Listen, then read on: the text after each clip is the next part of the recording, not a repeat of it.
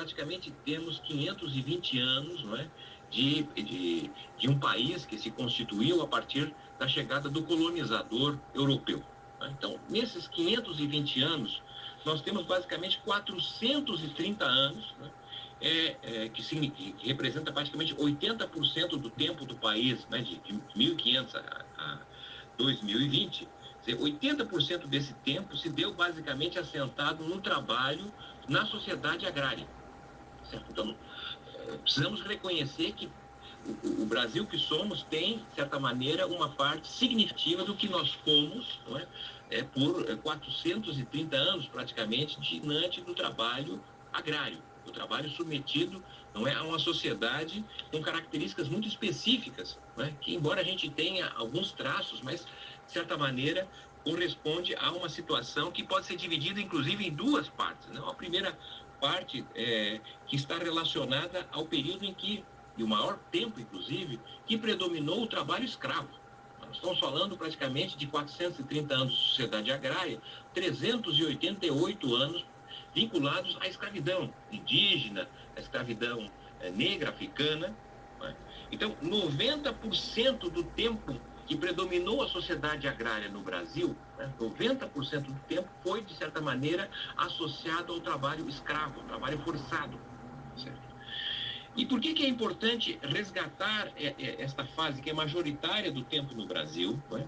Porque na sociedade agrária, ou seja, por 430 anos, o trabalho, tá certo, não era visto como algo a ser valorizado. No fundo, o trabalho era algo desvalorizado. Né? O trabalho somente deveria ser exercido pelas raças inferiores. Né? Porque o trabalho tinha o sentido da degradação. O trabalho não era reconhecido nesse sentido. Homens e mulheres brancas, sobretudo os proprietários rurais, né, não exerciam qualquer forma de trabalho, sequer carregavam alguma caixa. Né. Há um fato interessante que eu vou aqui brevemente lembrar, que aconteceu em 1854, no momento da construção, né, da primeira ferrovia no Brasil. Apenas 15 quilômetros estavam sendo construídos ainda no Rio de Janeiro, cujo construtor, né, foi o grande empresário Barão de Mauá, mas que a partir daquele ato em que foi convidado e esteve presente, então, Dom Pedro II, né, daquele ato simbólico, que é comum nos dias de hoje, mas que naquele momento, não é, o Barão de Mauá entregou, né, para Dom Pedro II uma pá de cabo de jacarandá e a parte de metal toda de prata.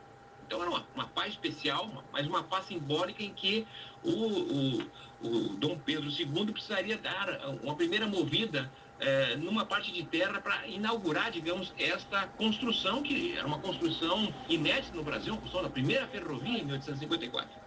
Ora, esse ato foi entendido, na verdade, não é, como uma desconsideração, né, como um desprestígio ao grande imperador do país, né, e que a partir dali praticamente selou a desgraça do Barão de Mauá, né, que levou basicamente depois a toda uma história a demonstrar, não é, como o fim desse grande empresário, desse grande construtor, eu diria assim, não é, das bases de uma possível industrialização brasileira, mas que esse ato, não é, de valorizar o trabalho, dando ao imperador, não é, mas uma pá especial, uma pá de prata, né, significou para a nobreza, não é, para a família real, digamos assim, no Brasil, um descrédito, porque estava dando a ele a identidade do trabalho, que era algo a ser realizado apenas e tão somente por raças inferiores.